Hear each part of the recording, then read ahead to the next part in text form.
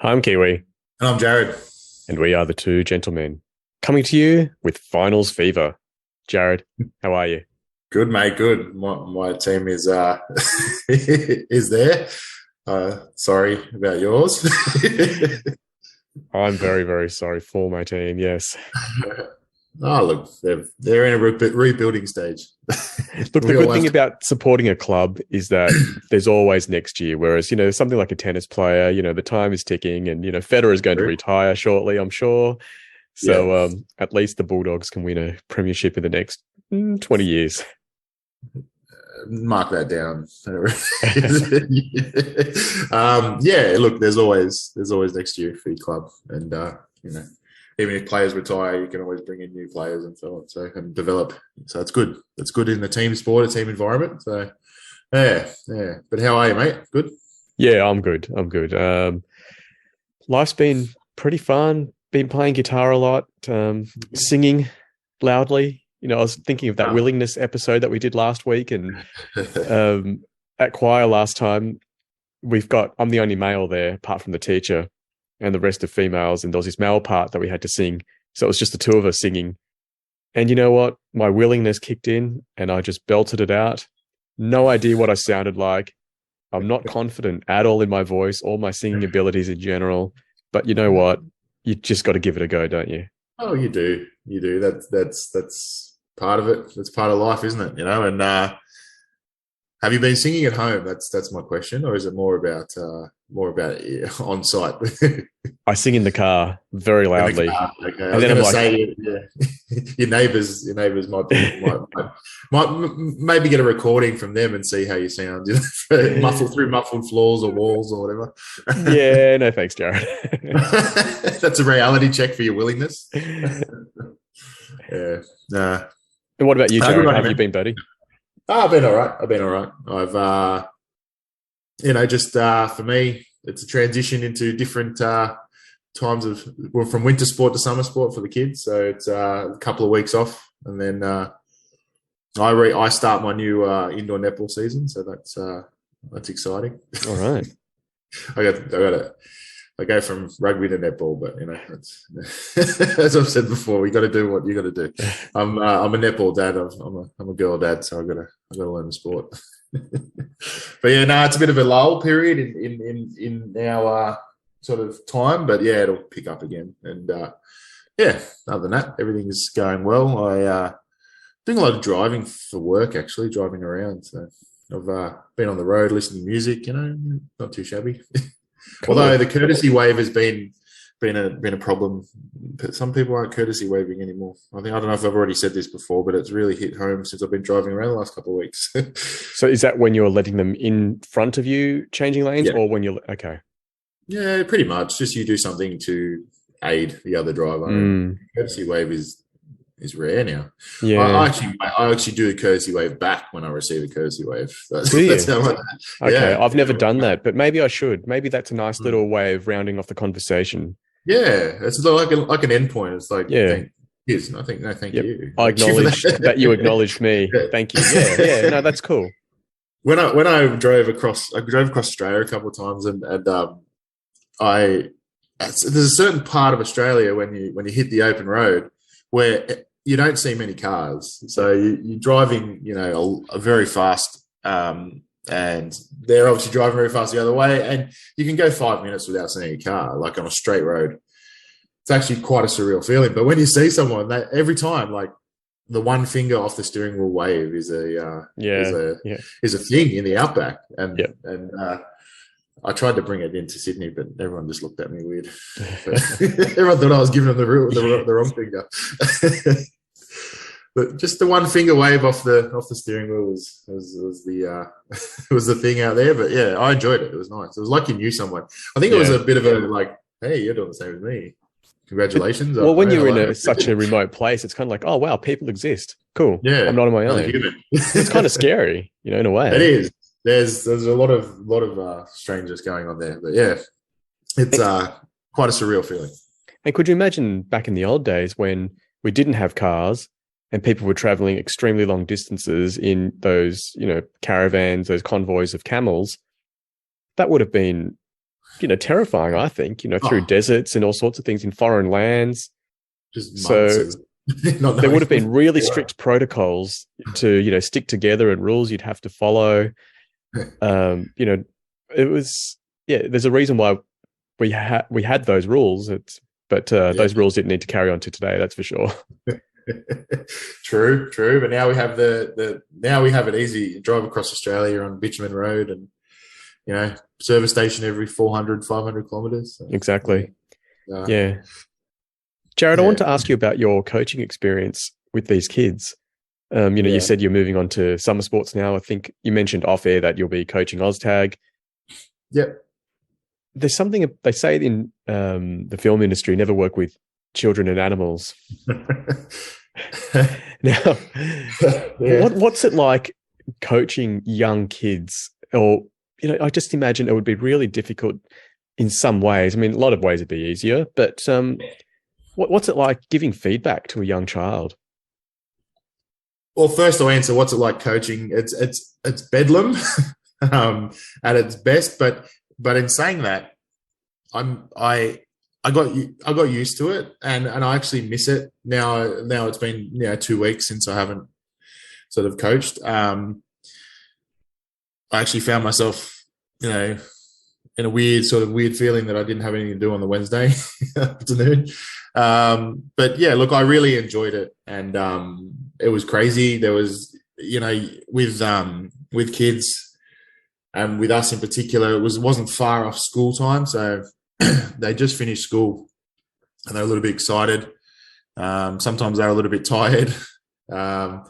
Every week was a different kettle of fish. Is that the right saying? but every week was different because you had different little personalities in different states of emotion and tiredness and happiness and angriness and whatever it might be. So what you thought was one week, you're like, oh, wow, they've really turned a corner and they're really behaving. The next week it's crazy town and you might get through to only one or two. But as a whole, I was very happy with it. Very happy to do it. And yeah, it was a really good experience. Feedback I found that really tough because they're at the age where they're not really graded or anything like that. I think in the next year or two, they become, put into teams looking at their, the way that they play the game, the way that they respond to instructions, the way that all that sort of thing. So I found that really tough to do because they're just kids, as adults, we've all got our little, ways to do things and experiences that sort of make us react certain ways, and kids have got the same. They're just a little bit more undefined, I guess, a little bit more raw.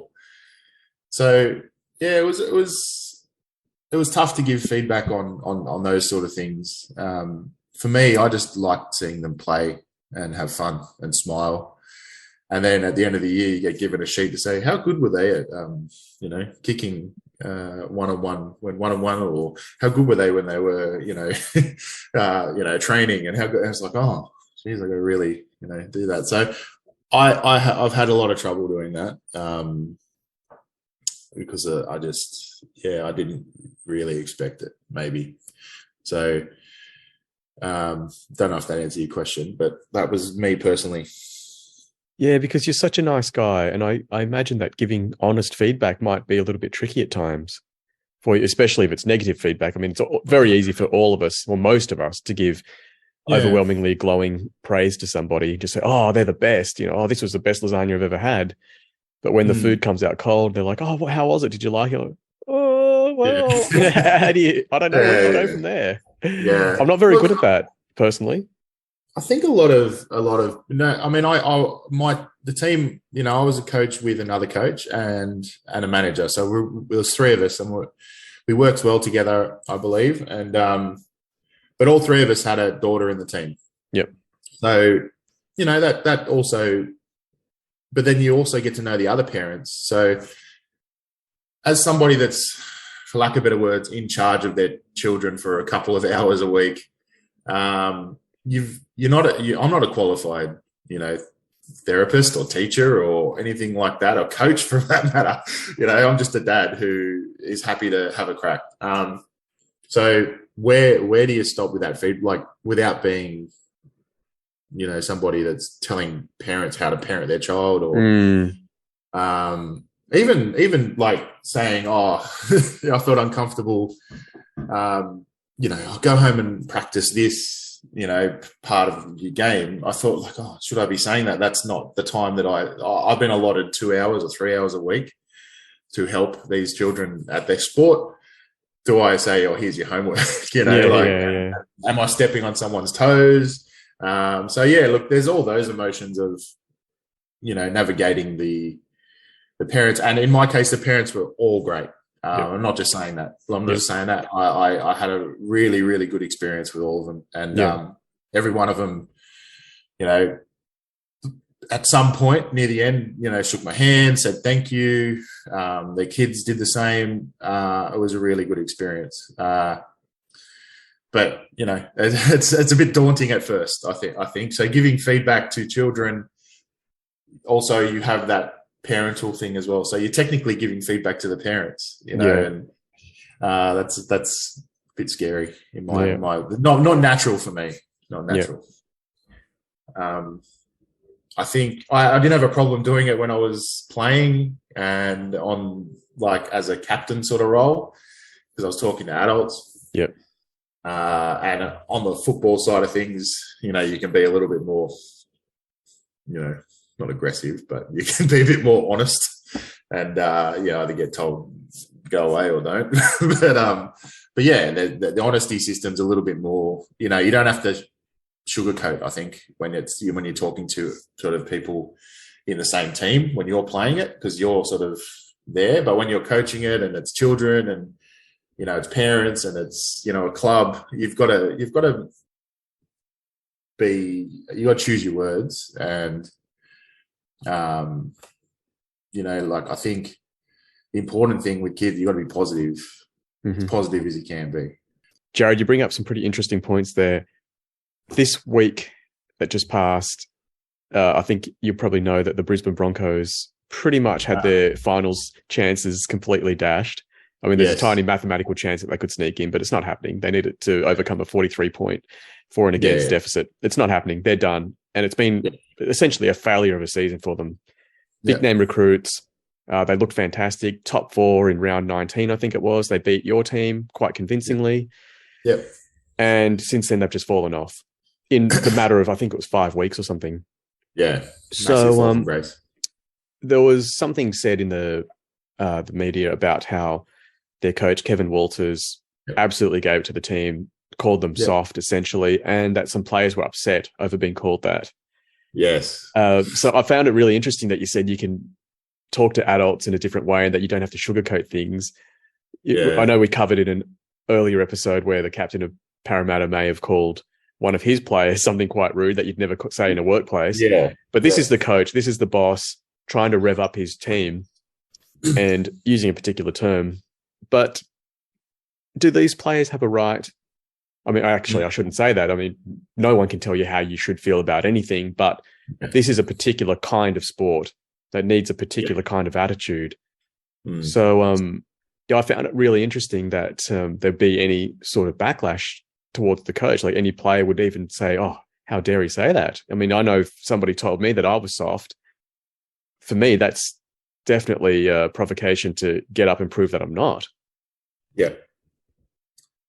We're of a certain age and we're raised in certain ways. There's no way of sort of saying that differently, as were our parents and as were our grandparents.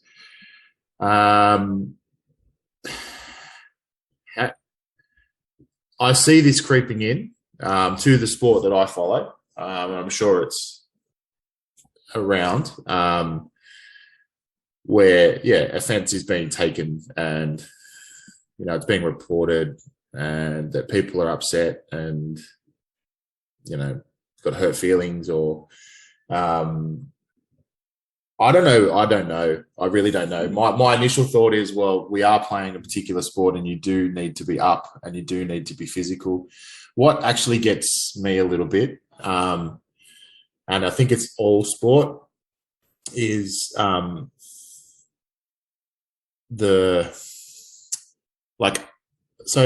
you see them play each other and do silly things and be aggressive or do things that are within the game.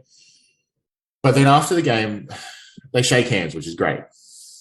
But then it's like they're all they're missing is a coffee, and they're having this catch up. And they've just been beaten by 60 points, and they're laughing and smiling and whatever. It's very evident, and it's very evident because it's true. This is a job. This is a job for them. It's not a game for them. This is their living, and fans, I don't think, realize that, like, they're barracking for a team, but that team, they're paying their bills with this. Like, this is reality for them. Mm-hmm. So for us who played sport socially, having a coach rip and tear us apart is normal, right? As an adult, that happens. Coaches come in and go, use a soft, blah, blah, blah. You're trying to fire you up or trying to do certain things. Like you said, if someone calls you soft, you want to go there and prove them wrong. That's a coach working with his team, knowing his team. But as a professional, if your boss came in and did that, you'd be like, well, first port of call is I don't feel comfortable working here, So this is where the lines are starting to cross a little bit in professional sport. Like, I'm sure they've been there longer than I've realized, but I can see it now where, players are not there purely for the game. They're there for their livelihood, which good for them. They're good enough. They're good enough. Their lives are different to us while they're playing because they're on these contracts. They're 24 hours a day. People have got cameras and phones and things. You look out for them every 5 minutes. If they're having a coffee with their family, it doesn't. It's a tough. Even though people think, oh, you just play sport, but it's a tough gig, right? Mm-hmm. So having someone from your inner sanctum all of a sudden start screaming and yelling at you, I can see why people get offended. But then the other part of me, the 40-year-old me, the sporting fan says, an old player says, just toughen up, mate. Like, that's your coach. Respect him. But, I rambled a bit, but I think I was trying to sort of say I agree. I'm sitting on the fence, unfortunately. But it's two different ways. People are seeing it two different ways. And, yeah, it's never really going to match. Yeah, look, I just think it's the nature of the sport justifies difficult conversations. Yeah, it does. It's not a diplomatic sport. You're not trying to sort things out through, talking. You're going out there, running at somebody as hard as you can. The other guy's trying to hit you as hard as he can or as they can. There's more than one guy tackling you. You're getting smashed. Yeah. It's kind of like war out there. So I can imagine why you would speak to people like that. And obviously you need to speak to people in a way that they respect and understand. I'm not saying shouting. But sometimes, when the season's on the line and you get smashed like that, I can understand why a coach would react in such a way. Well, yeah, especially a coach from that era, he was around a bit before our time, he's older than us, but he played while we were growing up. Yeah. And, that was just before or as they were going professional. And by no means were they paid enough they still had to work jobs and, do things on the side. So they were playing for the love of the game. They were a little bit more about emotion and, we want to win. We're good enough to play the best level this country has to offer, but we ultimately we are a team where we want to win and we want to be here. Come to now, which is 40 years down or 30 years later, the money that's in the game and the amount of time that players can just, be, they can be cut tomorrow. So they've got to be cutthroat. They've got to, make connections, like network, like you do in a business, so it's a different era. And I think that's what's happened. A different era has clashed with the current era. Yeah. when it comes to giving feedback. Yeah, I think I've heard that a lot from people, that these kids are growing up different to what we did, and that's fair enough, and it's important to respect that. I guess, yeah, I need to adjust my attitude. I never thought I'd be on this side of the fence where, I'm the more hard kind of guy that, of all people, me. Yeah. But yeah, I didn't see anything wrong with it at all. And No. but in general life, Jarad, how much feedback do you want from people? Like, if you came to me with an idea, would you want me to tell you, Jarad, that doesn't fly, or Jarad, have you considered this? In theory, I would. In theory, I would. But reality, if you come with an idea and then your friend goes, "Oh, look, mate, that's pretty average," or like I'm realistically, they put down, they break it all down, and if you haven't thought of that, it kind of makes you feel a bit dumb. Happy that someone's told you, but also like, oh wow, that was deflating. Giving feedback and receiving feedback, mainly receiving feedback from a friend, can be tough because they know you pretty well. So it's a reality check sometimes, and I wouldn't. It's for the sake of the friendship, like they can go a little bit deeper, and if you're feeling a bit fragile, or if they're feeling a bit fragile, if you're giving them feedback, it can lead down a path where you probably don't want it to lead. With emotion, I think. And so I don't know whether you set boundaries or parameters or whatever it might be that sort of says, hey, yeah, I want your feedback, but just go easy, or I want your feedback, go all out. And if they're sort of prepared for that, that's okay. Because like I said, it's honesty, and friends know each other better than just, work colleagues, or, people that sort of in passing, or just general. If you're just asking someone's opinion that's, in that field or whatever you're asking for, they're not friends with you. So they can just give it to you, as it is. But there's emotions involved when it comes to friendship. Definitely. Yeah, look, it's a real tricky one. And I think being a good friend is being honest. Yeah. But sometimes we're not ready for the truth, and including myself. Sometimes we need hype men around us, but of course that can lead to problems as well, can't it? And you don't face the big truths. And a good example of that is the heavyweight title fight that just went on a couple of weekends ago with Anthony Joshua and Alexander Usyk. Usyk's a smaller man. Joshua's had all this hype around him for many, many years. Lost the first one, went into the second one with a new trainer and everything, lost again. And perhaps being surrounded by yes men could have been a problem. Yeah, that's been something that's been put out there. But I don't know what the issue is. Maybe Usyk's just a better boxer, better athlete, bigger heart. Who knows? There's nothing wrong with losing to a better man. I can tell you that. No. I've when I lose a game of chess, it's like, the other guy had better ideas than me, and I made mistakes and I lost. Game over. But if I had someone surrounding me telling me, "Oh, look, you're the best chess player in the world, man. You won every round," or something like that. Yeah. What's the point? Well, don't worry about that. That was just a fluke. Yeah, you're better. Like, yeah, you're right. There's a difference between, or there's a danger in having too much hype or too many people saying yes around you. It's a balance, really. It's like everything. It's the answer to all our podcasts. It's a balance. Balance, yeah. And look, I'm finding it myself. Like with our kids, we're meant to give them unconditional love and support. And I essentially praise my kids all day long, and they do something great.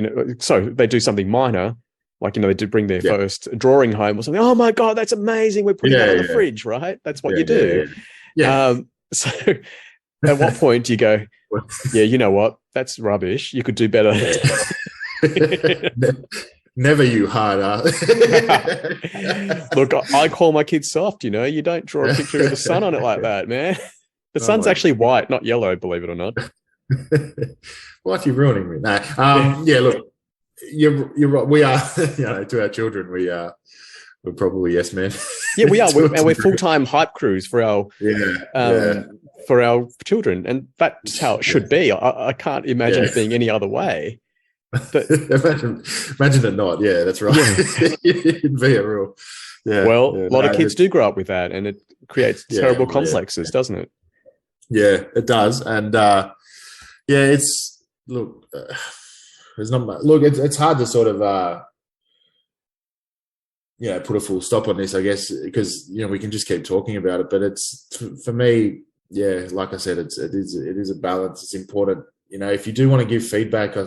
I think if you are giving negative feedback, what can be perceived as negative, I think you put some positive in there, because there's obviously positive. You just got to, if you smash someone with all negative, then of course that's going to lead to a sort of in a direction you don't want it to lead, and then like you go on the other end where it's all hype. Well, then it's going to lead to overconfidence and somebody probably thinking that they're better than they are, and not training to, like, I'm talking in sport terms, not getting in there underprepared because everybody has given them all this hype, and they don't work as hard as the person that is given honest feedback, I would imagine. I think I heard this in Desperate Housewives, actually, that there's something called a feedback sandwich. You start with a positive, then you get to, the meat bits, the negative feedback, and then another layer of positive to close off the conversation. Ah, right, yeah. I learned a lot from that show. That meat is the negative. Yeah, so but that's what you really need to hear, isn't it? Yeah, yeah. Because that's where the holes are in your game, and you need to be told, look, you've got a fantastic serve. This is really good. You know what? If you work on your cardio, you'll be an unstoppable beast. And then you finish that off with, something else positive as well. Pretty much like our episodes, really, isn't it? We start off exactly positive, then we talk the meat, and then we finish off with a nice positive finish.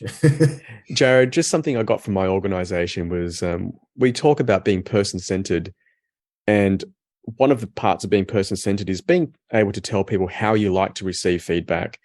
So if I ever get into the coaching situation myself, I will ask a person, how would you like to receive feedback? And get them to think about it and just go, oh, actually, you know what? I don't like being told this. I don't like it when I get sworn at. Someone else might go, tell it to me straight. I remember my dad made something, I can't remember what it was. It was something really nice, and he hadn't made it before. Food, that is.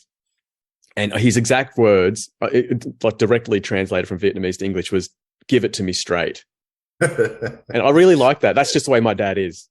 Yeah. My sister's the same. Like, my mum will bring out food. My sister will go, no, it's not as nice as last time.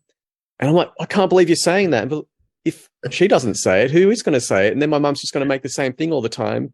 That not as good. Whereas now, the holes in a game are getting plugged. She's like, oh, okay, right. Oh, I did this differently. Okay, no worries. So it takes a certain kind of person to give that sort of honest feedback.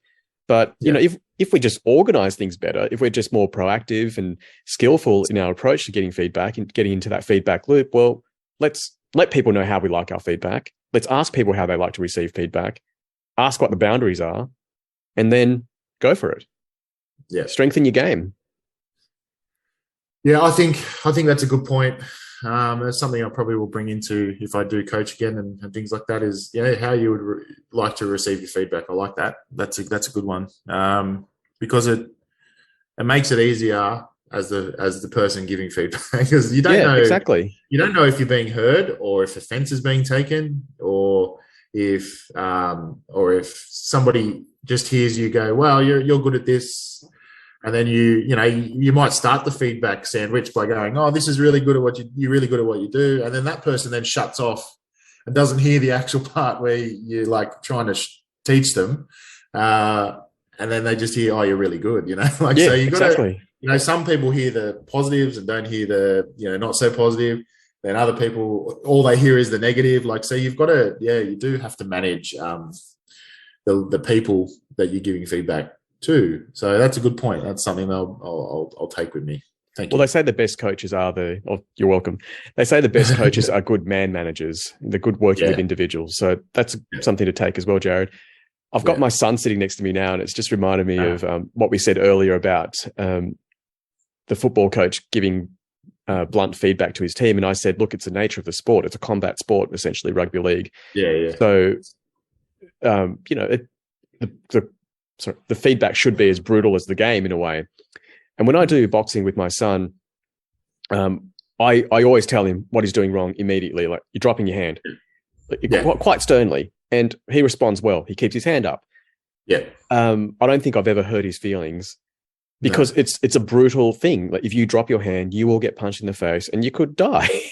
You haven't got time to say, excuse me, do you mind just working out whether this is the good way of doing it, or do you want to see, like, you've just got to say it, so and I think also the trainer I think the student should be humble enough to go, okay, I'm doing this, and he's telling me quickly, because we're doing things quickly. We're doing things in short rounds. We're punching quickly. So I don't have time to, pull out some sort of, language that's really nice and, sugar-coated. I'm just like, dropping your hand, keep your hand up. And the feedback, if you don't get it from your coach, is getting knocked out. That's the feedback. Failure becomes the feedback. And if you don't learn from that, if that feedback you can't handle, well, then you retire, don't you? You lose. That's it. It's done. Yeah. You're not responding to your coach revving you up. Your feedback will be your opponents running over you and putting another 50 points on you. And how are you going to deal with that feedback? Because they're telling you you're crap by beating you by 50 points. Would you rather your coach tell you that, or the other team tell you that? Yeah, and that's right. I mean, on the ground feedback is what you're talking about, like feedback that is right now, like right at the moment. I think about it, when I'm coaching the kids, you're yelling from the sideline, get back, or do this or do that, or, come up, defend, so you're giving feedback like right there and then. There's no please and thank yous involved in that. I look at when my girls are learning to swim, some of them, if they're not kicking, the teacher's like, kick, like she's not, so it's getting a response right there and then. Exactly. So that's a different kind of feedback, but there's no please and thank yous there. I suppose, the feedback after you get beaten by 50 is tough, but you got to take it. You got to take it, because, like you said, if you don't hear it and you just do the same as what you do, you're going to end up feeling the same next week and the week after, and all that. So it's it's a tough thing. And I don't know if I've sort of, like I said, I've come my way with, asking people how they want their feedback, but I'm still learning. I don't know if I'll ever be a master at it. Yep. And as long as you're open to that, as long as you're humble enough to realize that you'll always be learning, hopefully every coach in the game, including, the 70-year-olds out there who've been doing this for 50 years, are humble enough to keep trying to learn from new students, because, people are changing. And our techniques and communication skills have to adapt. Simple as that. Otherwise, we'll get the feedback. And that feedback will come in the form of a tap on the shoulder saying, mate, your time's up. You're a dinosaur. Exactly. Jarad, we've gone way over time. It's been a great episode. Hopefully our audience can give us some feedback. I like my feedback straight. I like it positive.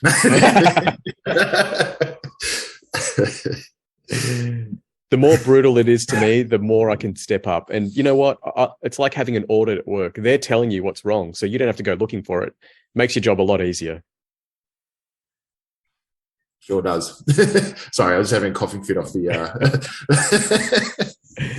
To all our listeners, thank you so much for joining us yet again.